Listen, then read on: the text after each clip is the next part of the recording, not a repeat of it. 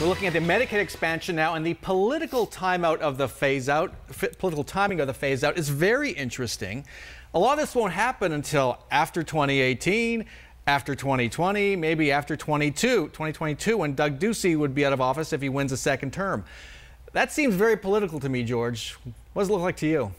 I mean, obviously, everyone's asking for a slower phase-out, whether or not it's politically beneficial, because it will have a drastic effect to the state budget, as we discussed. And so the phase out won't begin until after the next presidential cycle. It won't begin until after the next governor is sworn in 2022. So, I mean, obviously, everything is timed for a reason. Time for a reason, and Mitch McConnell could help.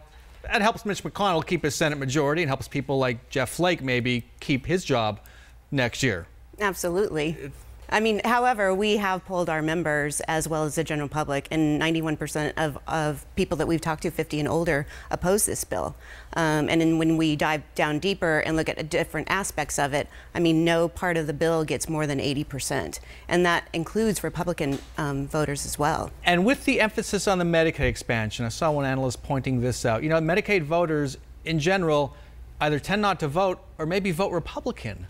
So Democrats arguing against this might not have something, a really good weapon. What, George, what do you know? Yeah, and that's actually a very good point. More than 52% of the Republican primary voting population is 65 and over, and it's close to 65 to 70% are 50 and over. And so the primary voting population is much older, and that's why I think that depending on the messenger, no offense to my colleague here, I think is going to have problems with a lot of these constituencies. And absolutely, they're who you're talking to. You agree with that? Yeah, I mean, we've been talking to our members. You know, we have 38 million members across the country. We have 870,000 members here in Arizona.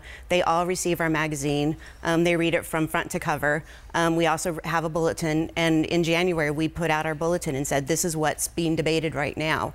So we will have accountability as far as how they voted, and we will educate our members as far as what those votes look like. All right. Again, and the impact to them. The Senate is expected to vote this week on the repeal bill. If it passes and the Senate bill is not identical to the House bill, there will be a conference committee. They're going to have to agree on this. So far from over, no matter what happens this week. Dana Kennedy, George Califf, thanks so much for joining us. Thank you.